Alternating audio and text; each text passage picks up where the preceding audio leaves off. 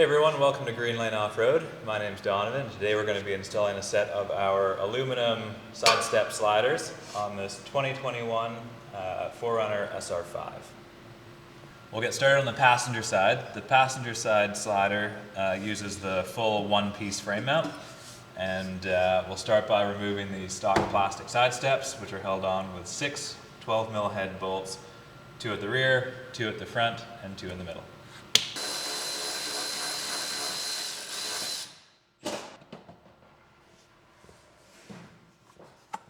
The next step will be to remove the plastic frame plugs on the side of the frame rail. On the passenger side there are 1, 2, 3, 4, 5, 6, 7. And we'll be undoing the bracket holding the emergency brake line to the frame as well.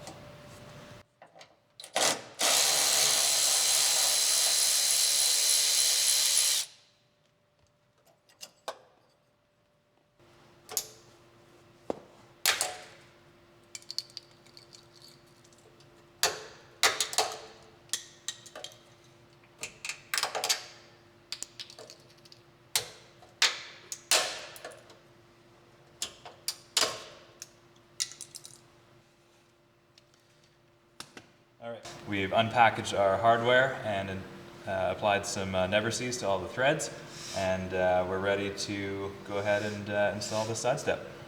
With the help of an assistant, hold the slider into place, making sure that the parking brake cable goes over top of the frame mount,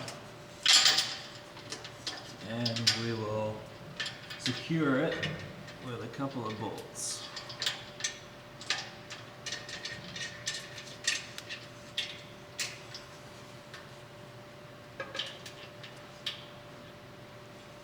Now we can go ahead and install the rest of the hardware hand tight, and once all the bolts are started, we can tighten them up.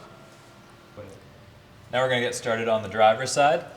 The driver's side slider is identified by the 2-piece frame mounts. This is to clear the KDSS system found on the off-road models. Because this is an SR5, it doesn't have the frame mounted module, so there's nothing in our way. If you are installing these sliders on a KDSS model, you'll have to remove the steel skid plates before installing the slider, and then reinstall the skid plates afterwards. We've gone ahead and removed the plastic side step already, and the frame plugs and the rear bracket holding the parking brake, and installation on this side is exactly the same as the passenger.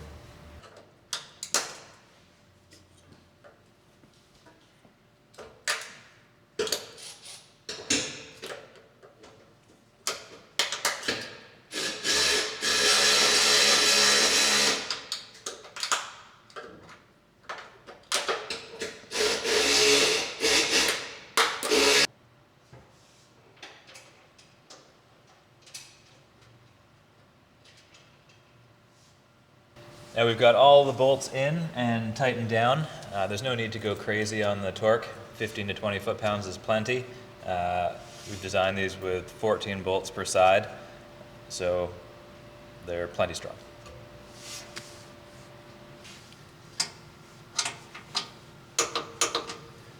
Now that we've got the driver's side torqued up, the installation is complete.